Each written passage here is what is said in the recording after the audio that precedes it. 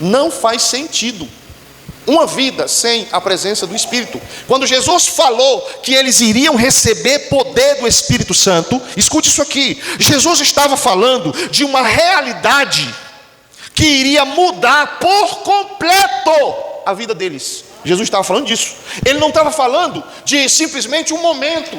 Ele não estava falando de simplesmente uma situação. Ele estava falando de um processo de transição, de mudança, de uma metamorfose. Quando ele diz: recebereis o poder do Espírito Santo, que há de vir sobre vocês, e vocês vão ser minhas testemunhas. Se você buscar a palavra testemunha no grego, você vai ver que tem a ver com mártires, martírio, com morte. Jesus estava dizendo: eu vou fortalecer vocês, para que vocês possam dar a vida por mim, para que vocês se entreguem pela causa do Evangelho e sejam martirizados.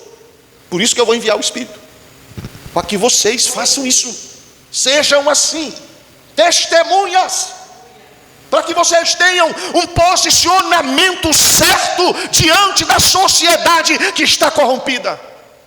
Então o Espírito virá. E eu queria só fazer uma observação. Se Ele vai derramar o Espírito sobre mim para eu testemunhar, para eu dar vida pela causa, e quando eu não estou fazendo nada, significa o quê? Que o Espírito não está sobre mim? Que o Espírito não foi derramado? Por que foi usada a expressão que a Jesus foi dado o Espírito sem medida? Por que foi usada essa expressão? Você sabe? Porque a nós o Espírito é dado por medida. Ao profeta, ao mestre, ao evangelista, ao pastor, foi dado o Espírito por medida. O que significa? À medida que você busca, Deus te confia. À medida que você busca, Deus te confia. À medida que você busca, Deus te confia. À medida que você busca, Deus te dá mais. E vai dando mais e mais e mais e mais e mais. Aí você faz uma análise rápida. Como era a vida de Pedro? Uma vida de sobrenatural. E a nossa vida? Uma vida de escassez espiritual. Por quê? Porque nós nos entregamos pouco e Pedro se entregava muito. Tudo tem a ver com a entrega. De acordo com a entrega é a distribuição. Ou seja, Ele dá à medida que você se entrega. Ele não dá porque é necessário. Ele não dá porque está carente. Ele não dá porque precisa. Ele dá porque tem entrega. O que nós falamos na sexta-feira. Deus se manifesta no ambiente onde Ele é aclamado. Senão Ele se manifestava nos lugares mais, espiritualmente falando, escassos. Ele se manifestava lá, porque tem necessidade. E Ele não faz isso em lugares onde há necessidade. Ele faz onde há busca. Se o meu povo que se chama pelo meu nome se humilhar, orar, se arrepender, buscar minha face, eu ouvirei dos céus, perdoarei os seus pecados, sararei a sua terra. O que ele está dizendo?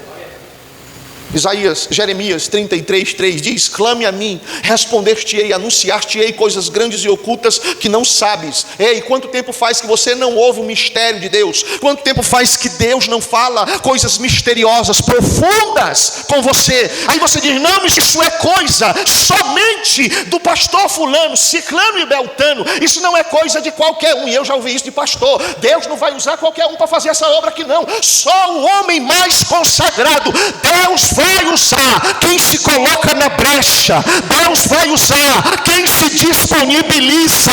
Deus vai usar quem entendeu que tem que buscar a sua presença. Ele vai usar essas pessoas. A diferença não está. Se você se dedica ao conhecimento, você vai ser alguém que conhece muito. Como nós temos aí muitos teólogos que conhecem muito. Só tem um porém. Com relação à espiritualidade, a escassez é grande. Isso é fato. É uma realidade. Não se preenche, escute isso aqui, por favor, por gentileza. Não se preenche a ausência espiritual, escute, necessidade de oração, com estudo. Não se preenche com isso. Você não tem como preencher a falta de oração na sua vida com leitura. Não vai preencher. Você só vai conhecer e ser conscientizado pela palavra o que deve mudar. Mas a vida de oração não é preenchida porque você mais leu do que orou.